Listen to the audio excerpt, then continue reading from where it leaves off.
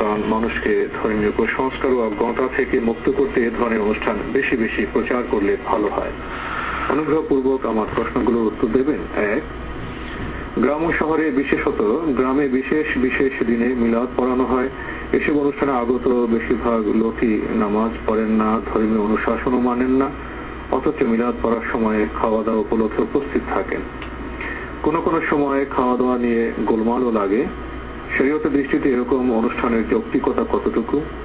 এর বিকল্প হিসেবে দরিদ্র অসহায়দের দান করা কি যায় না?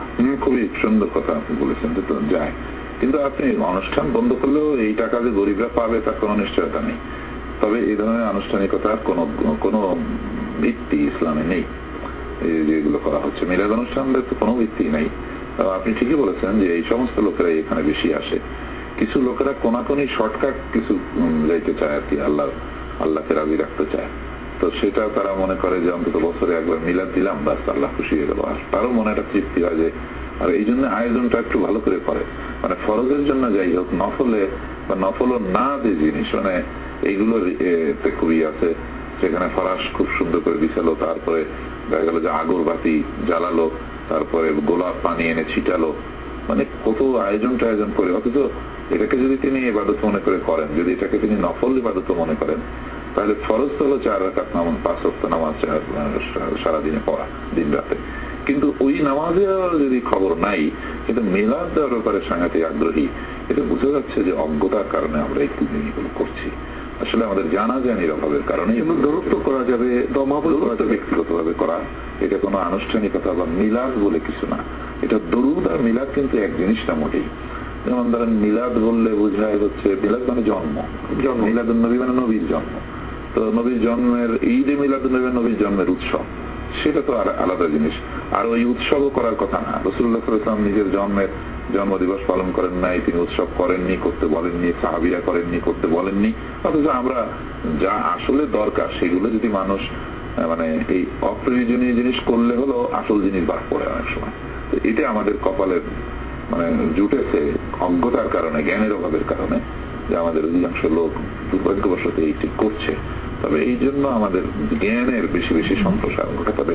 মানুষ যদি জানতে পারে সঠিক জিনিসটি কি, তাহলে সেই মানুষটির ভিতরে একটা পরিবর্তন আসা অত্যন্ত স্বাভাবিক, আশা করা যায়। ব্যতিক্রম কিছু হতে পারে, সেই জন্য আমাদের জানাজানি ছড়িয়ে দিতে হবে।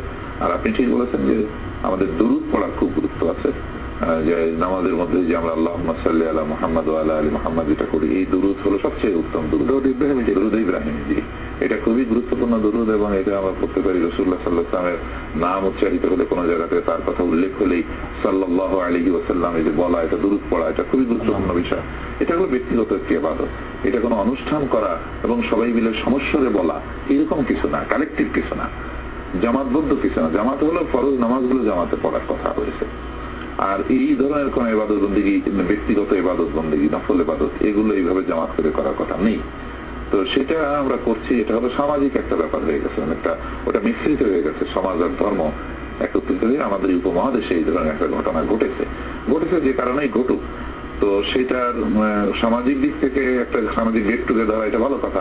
সেটা যদি কোরআন হাদিসের কিছু আলোচনা হয়, তাও মানুষরা জানলো, এবং লোকদেরকে এটা জানতে দেওয়া যে আমরা অবশ্যই এটাকে জরুরি মনে করবো না। এবং এইভাবে রাসূলুল্লাহ এই তাজিম কি মাকান ভাই উঠনা জরুর হয়, ইয়া নবী সালাম আলাইকা, যে দাঁড়ায় গেলাম সবাই মিলে একসাথে, আর কি মজা, মানে এটা আনন্দ আছে আলাদা। মনে করে আমরা কিছু করলাম, এরকম একটা তৃপ্তিও হয়।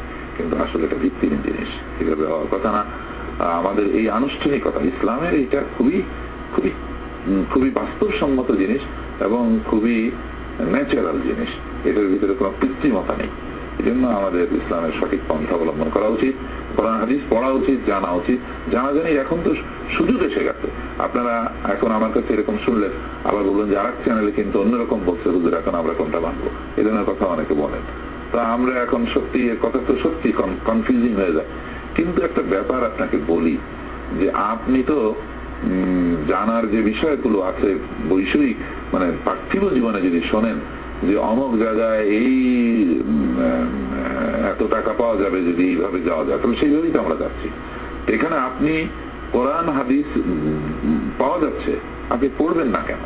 আর কেবলই হুজুর কি বলছে তার উপরে নির্ভর করবেন কেন? আমাদের প্রত্যেকেরই উচিত পড়াশোনা করে হুজুরের কথা ঠিক আছে কি এটা যাচাই করার যোগ্যতা আমাদের থাকতে হবে।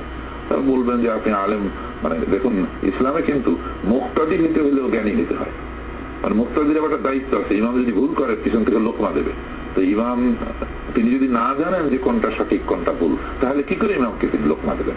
তাহলে মুক্তাদিও জ্ঞান ছাড়া হওয়া যায় না, ইমাম হওয়ার জন্য তো জ্ঞান দরকারি। তা অনেকে মনে করে যে ইমাম সাহেব সূরা জানলেই হলো, আমি তো ইমাম যা করে আমিও তাই করবো। জি না, আপনাকেও ঠিক মতো জানতে হবে, এবং না জেনে মুক্তাদিও ইসলামে হওয়া যায় না। এই জন্য সাধারণ মুসলমান হইলেও মৌলিক জ্ঞান সকলকেই রাখতে হবে। ভবিষ্যৎ মুসলমানরা হয়তো আরো বেশি জ্ঞান রাখবে, সেটা অন্য জিনিস। আমাদের এই প্রসঙ্গে একটি বিষয়ে আমাদের প্রিয় ভাই বোনদের দৃষ্টি আকর্ষণ করতে পারি। এই যেমন জীবনযাপনের ক্ষেত্রে বিভিন্ন সময় আমরা কিছুটা বিভ্রান্ত হই। আমাদের মহানবী সাল্লাল্লাহু আলাইহি ওয়াসাল্লামের জীবনী এবং সাহাবাদের জীবনী আমরা পড়ি, তার বোধহয় আমাদের আচরণের ক্ষেত্রে আমরা একটু স্পষ্টবাদী হতে পারি, সেক্ষেত্রে বোধহয় আমাদের দৃষ্টি আকর্ষণ করতে পারি আমরা। হ্যাঁ হ্যাঁ, ঠিকই, আমাদের ঠিক বলেছেন। এবং আমাদের এই তিনটি জিনিস বিশেষভাবে, একটা হলো কোরআন অর্থ সহ পড়া, একটা হচ্ছে হাদিস অর্থ সহ পড়া, এবং রাসূলুল্লাহ সাল্লাল্লাহু আলাইহি ওয়াসাল্লামের জীবনী পড়া। এটা অত্যন্ত গুরুত্বপূর্ণ বিষয়, খুবই গুরুত্বপূর্ণ বিষয়। একেবারে মিনিমাম স্ট্যান্ডার্ড অফ এ মুসলিম যদি আমাকে অর্জন করতে হয়, তাহলে এই কাজটি আমাকে করতেই হবে।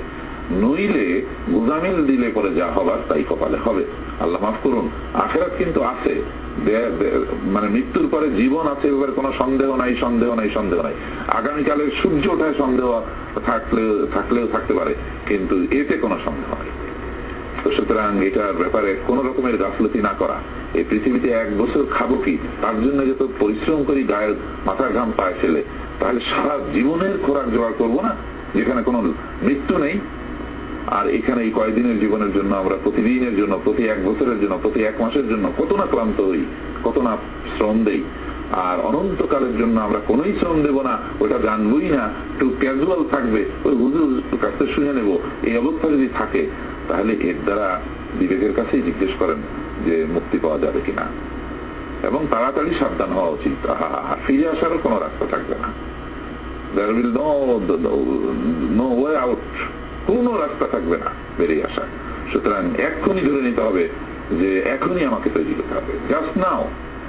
এবং এই যে আমি শুনলাম, এরপরে আর আমি একটি দিন এমন যাবে না যেদিন আমি কোরআনের কিছু অংশ না জেনে আমি ঘুমাবো, অথবা হাদিসের একটা অর্থ না জেনে, একটা হাদিসের অর্থ না জেনে আমি ঘুমাবো, অথবা আমি রাসূলুল্লাহ সাল্লাল্লাহু আলাইহি ওয়াসাল্লামের জীবনী কয়েক পৃষ্ঠা না পড়ে ঘুমাবো, এমন কোন ঘুম যেন আমার জীবনে না আসে। Before I go to bed আমি এইটা করে তারপরে ঘুমাতে যাবো। Please do it. যদি এটা করেন তাহলে আল্লাহ সুবহানাহু ওয়া তাআলা নাজাতের সব আয়োজন করে দিবেন, এবং এই কোরআন সুন্নাহ, কোরআন হাদিস এবং এই রাসূল সাল্লাল্লাহু আলাইহি ওয়াসাল্লামের জীবনীর এই জ্ঞান আপনাকে জান্নাতের দিকে নিয়ে রওনা করবে, এবং চোরে সরে নিয়ে রওনা করবে।